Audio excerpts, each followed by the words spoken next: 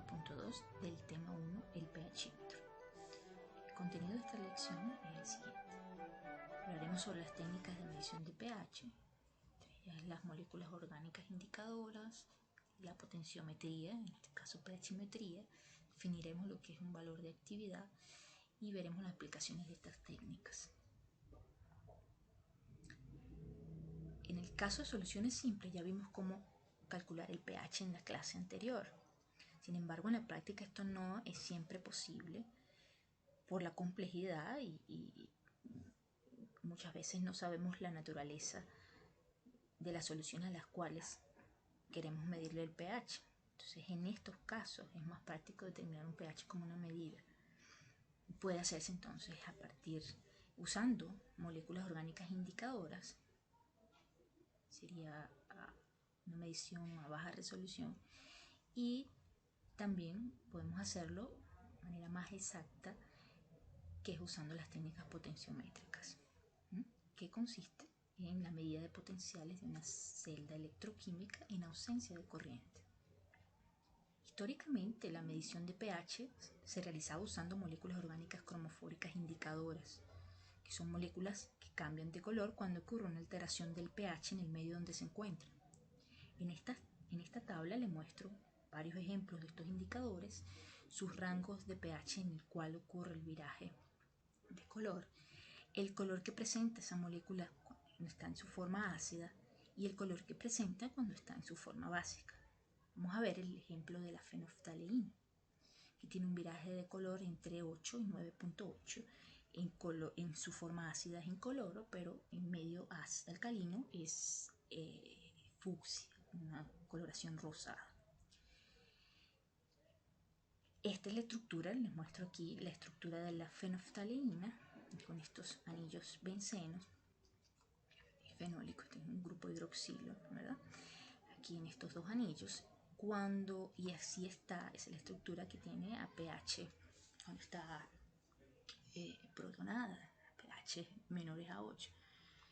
Cuando está en medio alcalino, ¿qué ocurre en esos anillos? Fíjense, pasa de su forma del anillo benceno a una forma quinoide. Y esto es lo que ocasiona el viraje de color observado.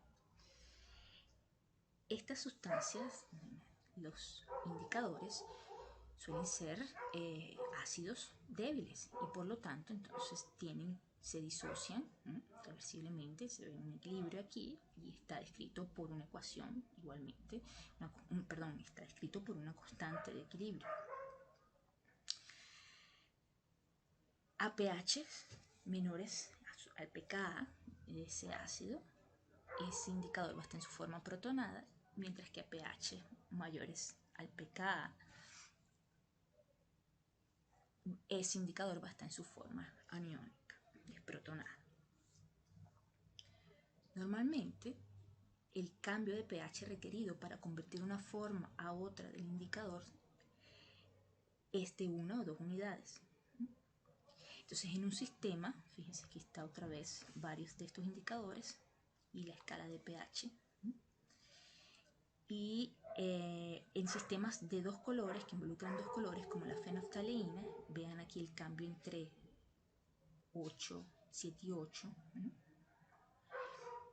entre 8 y 9, el cambio total. Para que el color sea discernible, la especie, en este caso la especie básica, debe estar por lo menos 10 veces en mayor proporción que la especie ácida, para que podamos ver entonces ese color rosado. Como resultado de esto, un solo indicador es útil si se requieren medidas con baja resolución. Sin embargo, cuando se emplean sistemas de complejos sistemas complejos de moléculas indicadoras, es lo que hace posible que esta técnica pueda tener una mayor resolución.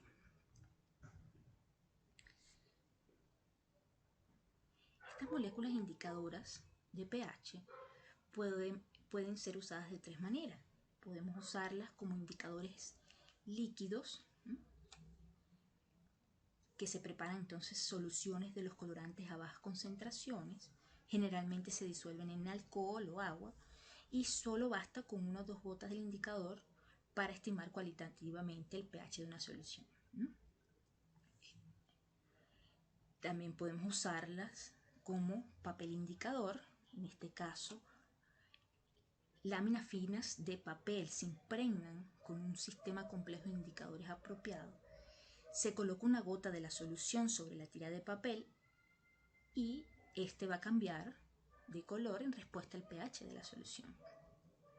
Importante que se debe comparar luego la coloración del papel de la tira con una escala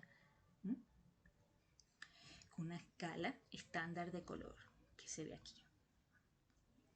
Y la última forma de usarlas, estas moléculas indicadoras, es como tiras rígidas indicadoras de pH. Estos indicadores van a estar unidos químicamente a fibras de celulosa y se utilizan generalmente varios sistemas indicadores en la misma tira. En este caso se sumerge la tira en la solución, se espera que ocurra el cambio de color en las franjas y luego se compara con la escala de coloraciones patrones que ustedes ven aquí. Es importante que deben coincidir todos los colores en una misma tira. Lo ven que en una misma tira tienen 3 bandas de colores: rosado, verde y amarillo. Entonces tienen que coincidir las 3 bandas para entonces estimar el pH. Y usando tiras rígidas ya puede ser una prueba semi-cuantitativa. Resumo aquí entonces las aplicaciones de los indicadores de pH. Fíjense. Son usados para hacer estimaciones de pH rápidas, aproximadas y con baja resolución. También podemos usarlas para monitorear el proceso de una técnica, como suele hacerse con titulaciones ácido-base, y para, por ejemplo, en cromatografía, ver cromatografía de intercambio iónico, cromatografías convencionales para ver el cambio del pH en la fase móvil. Y por último, podemos incorporar esas moléculas indicadoras en medios indicadores de alguna actividad microbiológica específica y detectar con ello una actividad característica del microorganismo, que conduzca, que conduzca a aumentos de las concentraciones de protones en el medio.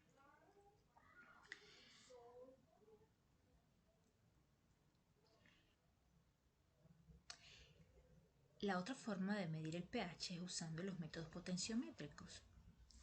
Y esto involucra entonces o requiere el uso de electrodos para medir el potencial eléctrico en una celda electroquímica. Aquí está la celda electroquímica. En la lección 1.4 veremos con detalle esa celda. Y en la lección 1.3 repasaremos esos conceptos de lo que es una celda electroquímica. Vamos a ver entonces que estos métodos vamos a necesitar electrodos de referencia, electrodos indicadores y ambos electrodos pues conectados a un dispositivo medidor de potencial y que transforme ese potencial en una medida de pH. Estas técnicas nos dan información sobre las propiedades químicas de las especies en solución. Vamos a ver que la pHimetría es justamente el uso de las medidas potenciométricas para tener una medida de concentraciones de iones hidrógeno, ¿no?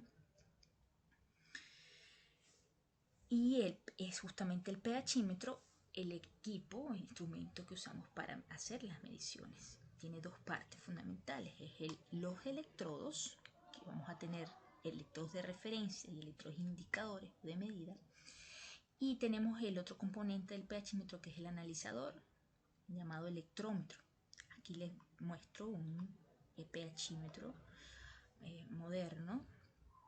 Vemos el electrodo.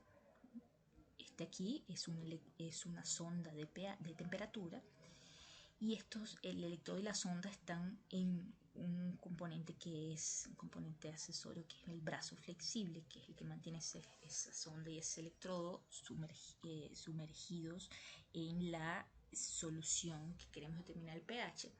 Y el otro componente es el analizador. El analizador entonces tiene es el dispositivo para medir el pH, el potencial, y contiene los circuitos, los controles de calibración, de medición de pH y de temperatura, tiene los conectores, tiene la pantalla y las escalas de medición. Es importante que sepan que todas las medidas potenciométricas de la concentración del ion hidrógeno resultan en valores de actividad y no de concentración. Yo a lo largo de la clase he hablado de concentraciones del ion hidrógeno en medidas potenciométricas, pero realmente no son valores de concentración, sino valores de actividad. Y una actividad, ¿qué es la actividad? Justamente es un factor físico-químico y es una medida de la habilidad del ion de afectar el equilibrio químico y las velocidades de reacción. Se puede ver como una concentración efectiva de los iones en solución.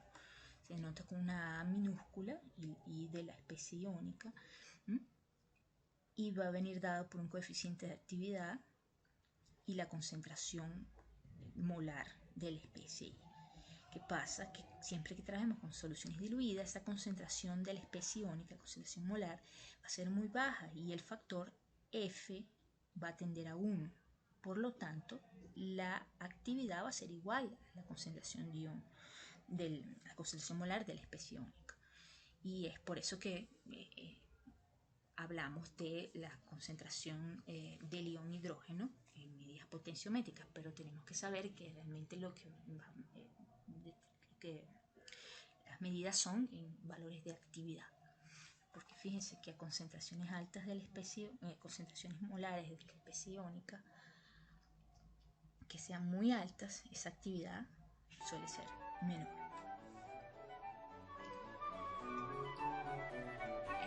Van a responder ahora el quiz 1.0.